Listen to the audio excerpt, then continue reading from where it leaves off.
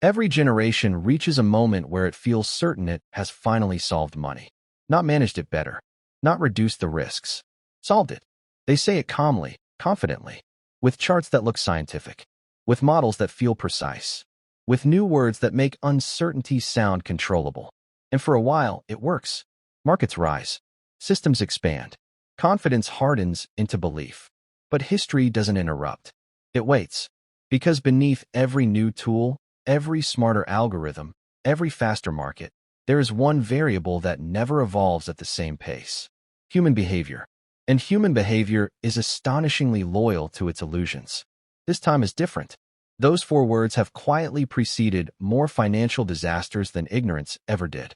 They were whispered in 17th century Amsterdam by tulip traders convinced value had transcended reality. They echoed through 1920s New York as bankers celebrated a permanent age of prosperity. They resurfaced in late 1990s Silicon Valley, wrapped in innovation and optimism. And they were spoken again by policymakers with impressive credentials and very short memories. Each time, the belief was sincere. Each time, the ending was familiar. Welcome to the Financial Historian, where money, power, and memory collide, and where nothing is ever as simple as it appears. This is not the story of a single crash, not a single bubble, not a single mistake. It's the story of why the same economic illusions return again and again, across centuries that claim to be smarter than the last. If markets were rational machines, economic history would be dull, linear, predictable. But markets aren't machines. They're mirrors. They reflect fear and hope, greed and denial, confidence and panic, often at the same time. And when enough people believe the same comforting story, illusion doesn't feel like illusion anymore. IT becomes consensus. Step back from the details and look at the pattern. In the 1930s, Dutch traders convinced themselves tulips were no longer flowers. They were assets. Prices detached from usefulness. Logic followed price.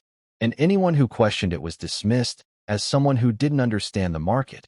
Centuries later, investors said the same thing about radio stocks. Then conglomerates. Then dot-coms. Then housing. Different centuries. Different assets. Identical reasoning. What changed wasn't the illusion. It was the costume. Each era dresses its optimism in the most advanced language available. Once it was empire and trade routes. Then industrial productivity. Then financial engineering. Today it's algorithms, liquidity, and new paradigms. The sophistication increases. The vulnerability remains. Because illusions don't survive by being obviously false. They survive by being emotionally useful. One of the oldest illusions is the belief in permanent growth. The idea that once progress is achieved, it becomes inevitable. That tomorrow will be larger than today, not because of discipline, but because the system itself guarantees it. Empires believed this. Corporations believed it. Governments believed it. Households still do. Growth slowly transforms from an outcome into an expectation. And once growth is assumed, anything that threatens it feels temporary, abnormal, or fixable with the right intervention. When growth slows, societies don't question the belief. They question the obstacle. So credit expands. Rules loosen. Risk is pushed forward in time. Pain isn't removed. It's postponed. And illusion survives a little longer. As systems grow larger, another belief quietly takes root. That complexity equals safety. That slicing risk, ensuring it, modeling it, and spreading it somehow makes it disappear. In reality, complexity doesn't eliminate risk. It redistributes it. It hides IT. IT delays its visibility.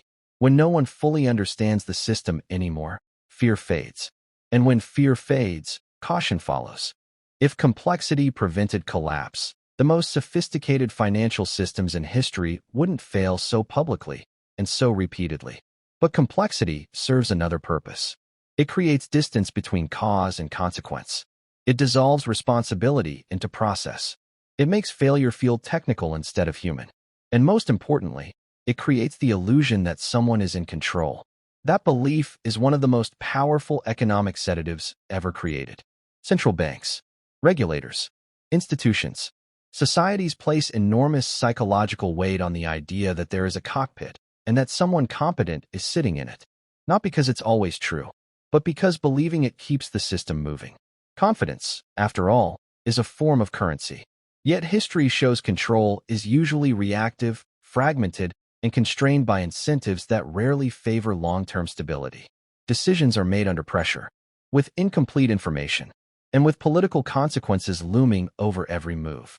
The appearance of control buys time. It does not guarantee outcomes. Meanwhile, costs don't disappear. They shift. Debt pulls future growth into the present. Inflation quietly reduces obligations. Bailouts socialize losses while privatizing gains. Each mechanism feeds another illusion. That pain can be managed without being paid. But history is merciless about one truth. Costs always surface, and when they do, they rarely land evenly. Some exit early. Some benefit temporarily. Some never recover. Entire generations can do everything right and still inherit systems burdened by decisions they never made. That isn't a moral failure. It's structural. The most dangerous phase of any economic cycle isn't collapse. It's confidence. The moment society believes it has evolved beyond its own history, that risk has been mastered. That warnings are outdated. That skeptics simply don't get it. History doesn't repeat because it wants to point 98516. It repeats because human psychology hasn't evolved as fast as financial systems. And in that gap, illusions thrive. What makes these illusions so durable isn't ignorance. It's familiarity. By the time stress appears, most people inside the system have never known anything else. The rules feel natural. The incentives feel permanent. The structure feels inevitable. Questioning it sounds radical, even irresponsible. After every collapse, societies promise restraint. They build safeguards. They write regulations thick enough to reassure themselves. But memory fades faster than structure decays. Safeguards slowly become obstacles. Caution becomes inefficiency. Protection becomes friction. And new participants enter the system. They inherit rewards, not scars. To them, warnings sound abstract, like myths from a less advanced age. That's how illusion quietly returns. Economic cycles don't require stupidity. They require amnesia. The human mind struggles with long timelines of invisible risk. It responds to what is immediate, visible, and rewarded. And when systems reward certain behaviors long enough, those behaviors begin to feel rational, even when they're fragile. The modern world hasn't escaped this, that it's accelerated it. Information moves instantly. Markets react in milliseconds. Capital crosses borders with a click.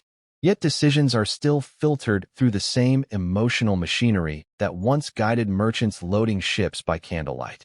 The tools are sharper. The instincts are unchanged. Short-term success is still mistaken for proof.